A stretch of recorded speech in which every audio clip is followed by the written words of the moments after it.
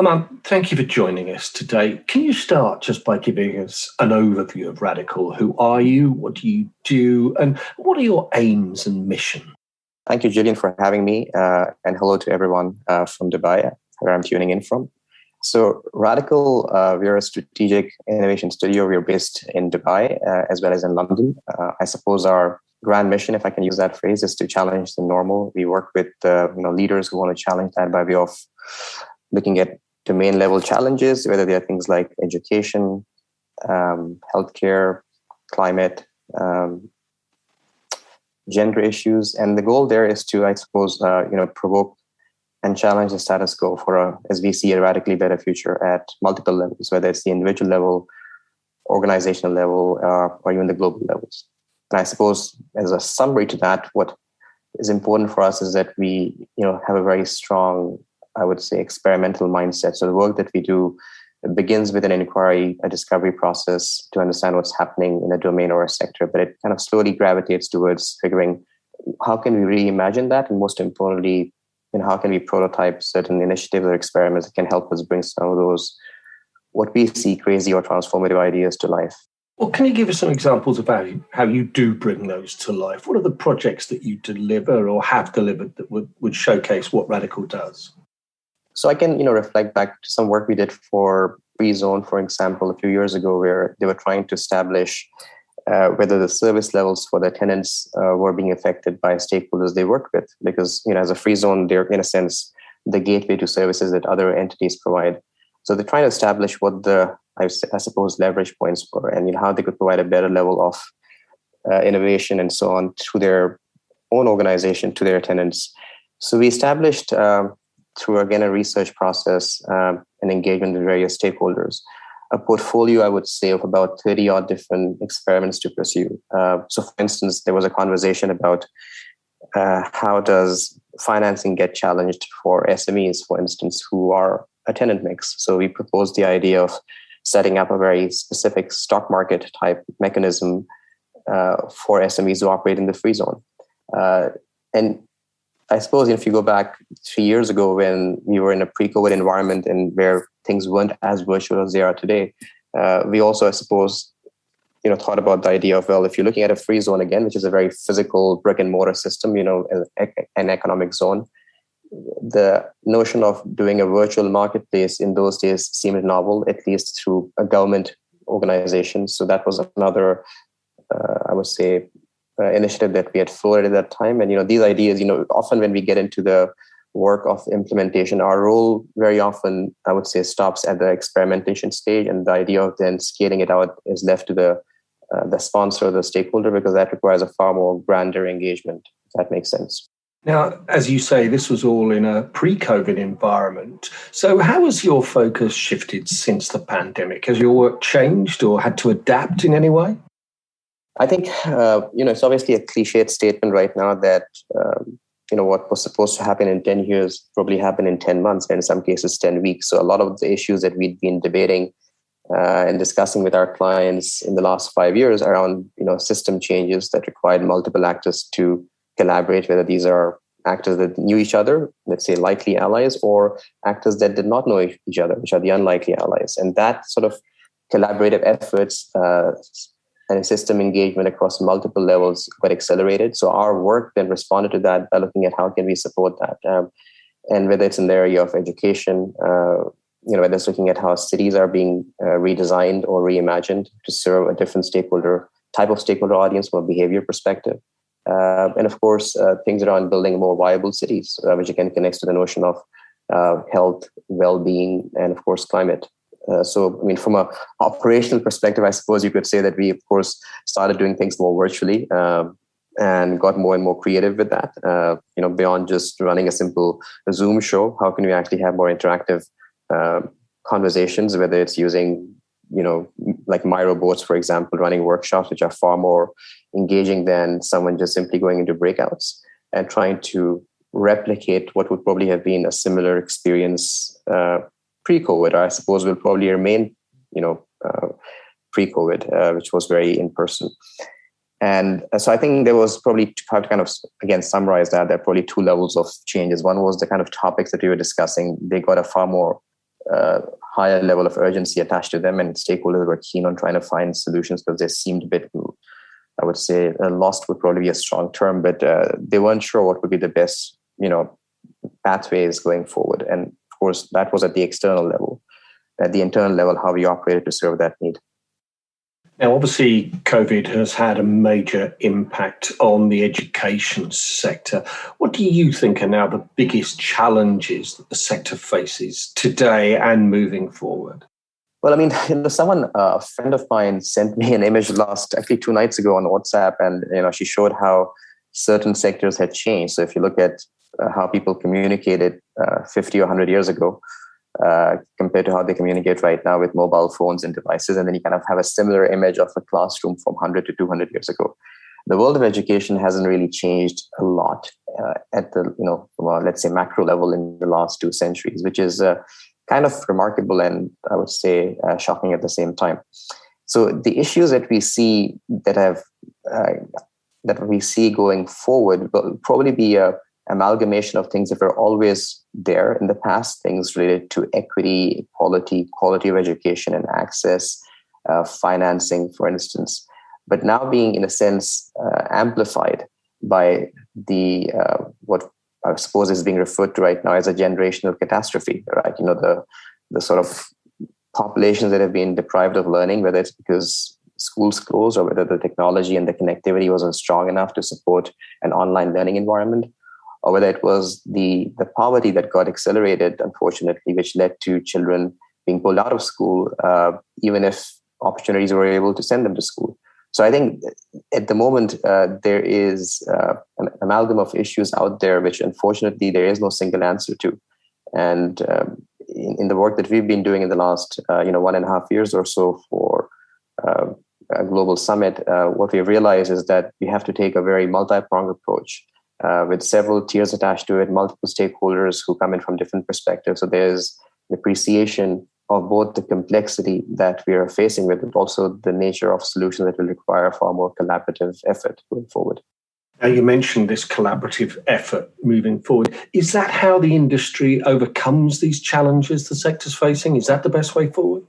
Well, Julian, I'd be, I guess, being very wishful if I say that was the case. I mean, in the past, again, in the last 18 months, the first 12 months of some work that we were doing from a discovery process perspective, we had multiple conversations with stakeholders, whether it was one-on-one interviews with ministerial level audiences.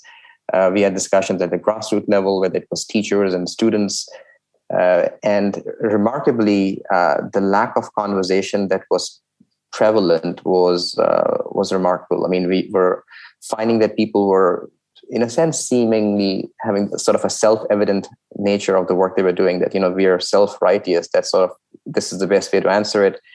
And the openness to embrace solutions from, let's say, the other end of the table probably wasn't as great as it is right now. At least there's an appreciation that is required to carve out better solutions. So I think that in the past would have been an option, perhaps, or luxuries to some sort of situations. But now, I mean, we've been discussing with stakeholders some sort of initiatives, and as we refer to them, experiments for how we can build better sort of programs and solutions for navigating a post-COVID environment. And clearly, without doubt, the better options that are emerging are ones where we have multiple more varied and diverse allies on the table who potentially have both the motivation, the enthusiasm, and of course, the willingness to collaborate going forward. Now, one of those allies you talk about is Dubai Cares. Tell us about that partnership and what projects are you working on together? So, I've always believed that the work that we do at Radical, we love working with those organizations that do not just invest in a project financially, but actually invest in courage. And Dubai Cares happened to be one of those clients who had this desire to, shift, rewire, and reimagine the global narrative when it comes to education.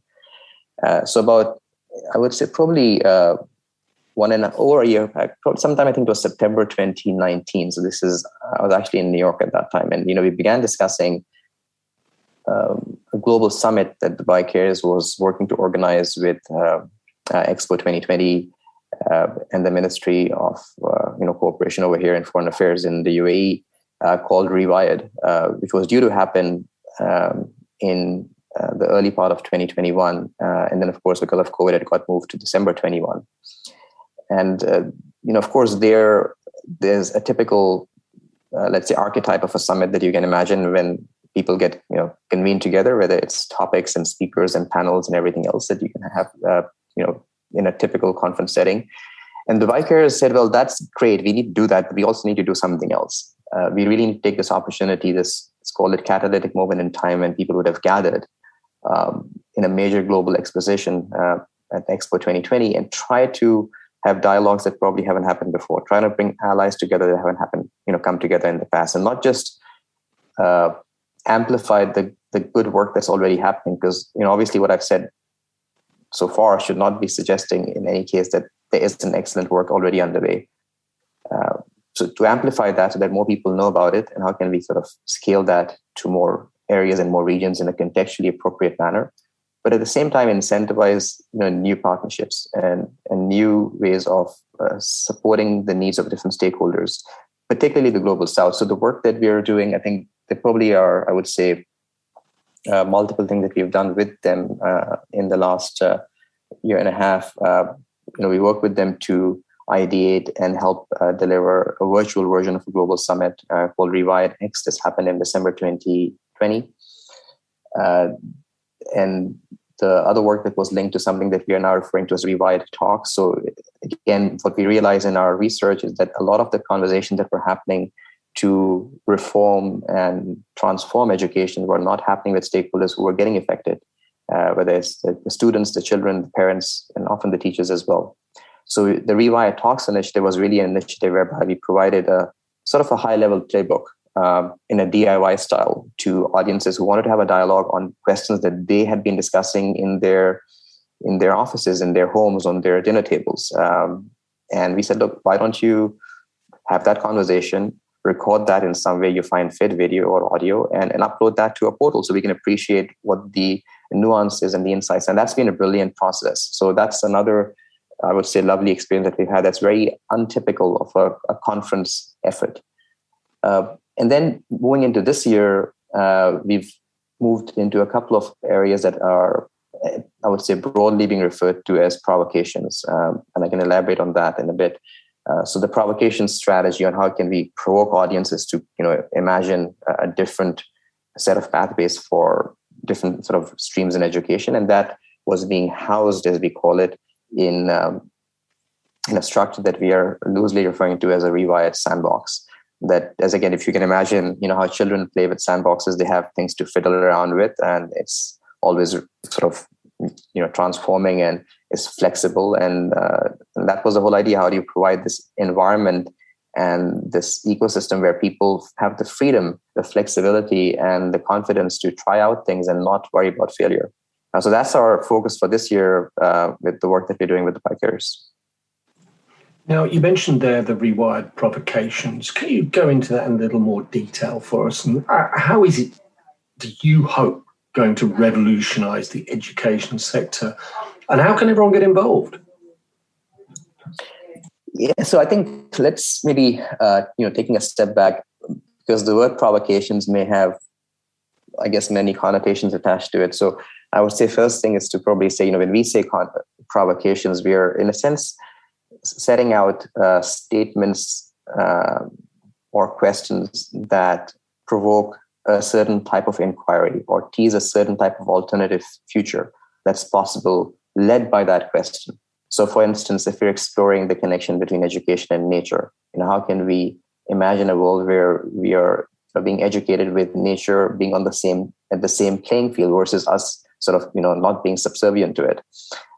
We're responsible, like you've seen initiatives probably in the past where so-called, forest schools or green schools, but really kind of having a very stronger connection between what's happening in the world of nature and environment and also what's happening in the school environment. Similarly with, if you look at well-being, for instance, not just well-being being an output of that school experience, but actually being a centerpiece of that. So these provocations that we've set out do not start off by saying we know the answer. They're saying here's a question that needs to be answered in many different ways, and let's explore what those answers are.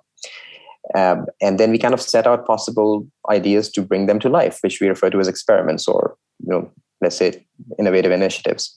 So to your question of, what do we hope we can achieve? I mean, in the next 6 months and obviously beyond that as well, because I believe this work should not stop at the summit itself, which is simply a moment in time, is that we have had people who would have, prototyped certain ideas that probably are in discussion right now across multiple realms. We've identified 6 broad provocations through a very structured process of feedback and insights and iteration with multiple stakeholders. And these 6 provocations are, have kind of mushroomed into 50 experiments, which are now being again filtered down to, anywhere between, 5 to 10 perhaps that can be, tried out in the next 6 months and so, to kind of get a certain feedback on what is resonating with audiences, what's working, so that by the time we come to the summit in December, we're able to demonstrate that, look, this was a crazy initiative, but here's some light at the end of the tunnel. And, I remember one of my mentors saying that, the day before something is a breakthrough, it's a crazy idea, right? So in the same sense as well, from our perspective, these ideas may be seen to be kind of crazy or revolutionary or transformative, but they require some, I would say, committed actors to try out what's the possible way forward in case someone's committed to doing it. And I think that's what we hope that in the next 3 to 6 months and hopefully beyond that as well, that these actors are able to not just prototype these ideas, but also find ways to bring them to life in multiple environments, not just the, let's say, global South or only the global North or in Africa or in the Middle East, but, find out the most nuanced, I would say, amplifications of those ideas in different settings. So everyone finds what's appropriate for them versus being kind of, following a copy-paste model, which often was the case, unfortunately, in the past. What's worked in, let's say, in a certain place, I'm not going to name countries right now, but, what has worked well in a place in Europe, for example, or what has worked well in Asia, and say, well, let's try to copy that and see, how it can work. But, just like we know in organizational settings, culture does not travel. If a CEO leaves one entity and moves to another entity, similarly, education systems don't travel as well. They need to be contextualized. And hopefully these experiments that we'll be running in the next, 3 to 6 months will give us insights on how we can help move the agenda and the baton forward to some of these ideas that, have been on the drawing board for many years.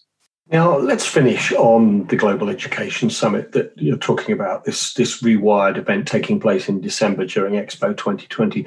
What part will Radical be playing in this summit?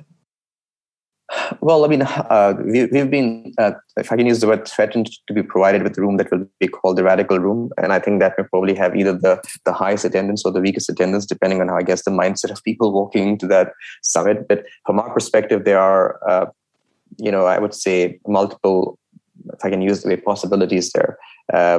One, of course, we'd love to showcase what's happened in the last, I would say, 24 months by the time the summit happens, and whether it's from a data perspective, engagement with stakeholders, what their feedback has been, and some of the results from these ideas, I would say, or some of the outputs from these ideas. So that would be one thing that we hope to demonstrate. And then I would say more important than that is this whole notion of how do you figure out that the work that we've done in the last 21 months, we engage, let's say, X stakeholders. At the summit, there'll be, over 2,000 people in attendance, assuming, COVID remains on our side, let's put it this way. And of course, a lot more people attending virtually. So we'd like to, build a bigger movement around this. And our role there would be to kind of, get people into dialogues so we can appreciate how we can expand the realm of possibilities when it comes to, these ideas, and probably see how we can improve them. And so that would be, I would say, another key focus of our work. How can we bring more people into the journey? And last but not least, I would say something that we've been thinking a lot about is, what's the legacy of this summit? What has to continue beyond the summit, beyond us announcing, or beyond the BICARES announcing another summit, which is, I guess, is the usual thing that organizers do. And that legacy work is something that we have still not resolved what would be the best way to do it. I mean, it'll probably have a resonance with the provocations work and the discoveries we'll make in the next several months. But that would be the third aspect of our, I would say, presence at Radical's, let's say, space or slots in December. That, what is the way forward when it comes to keeping the light burning for these ideas. Finally and briefly, Aman, what are your hopes for this event? What do you hope can come out of RewirEd? Ooh, that's a big question. I don't know whether we can answer that as in a minute or a few minutes, but I would say I would love to have people in the room discussing things that they have in the past only discussed with themselves in their own bedrooms or in their own offices, but have never had the courage to explore as a possibility with others. So that would be, a grand aspiration, if I can call it. How can we engineer and identify and co-create new partnerships that probably have never been built before in the past between stakeholders who have never sat on the same table? To me, that would be a huge win because that's part of the challenge I find in education, that stakeholders who would have so much to gain from each other really don't either know that they can collaborate with someone else or do not want to collaborate. So to the extent that can be incentivized and be realized, I'd love to see that. So that would be one piece. And number two is have more voices there. I'd love to see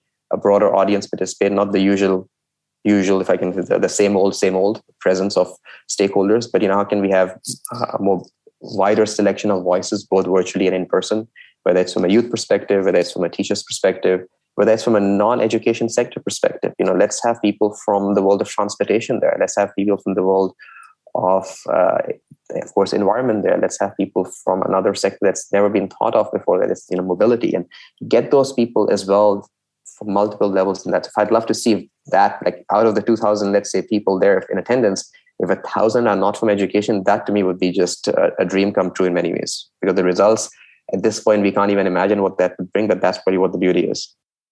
Some really thought-provoking ideas. I'm Anne Merchant, the co-founder and chief provocateur of Radical. Thank you very much indeed.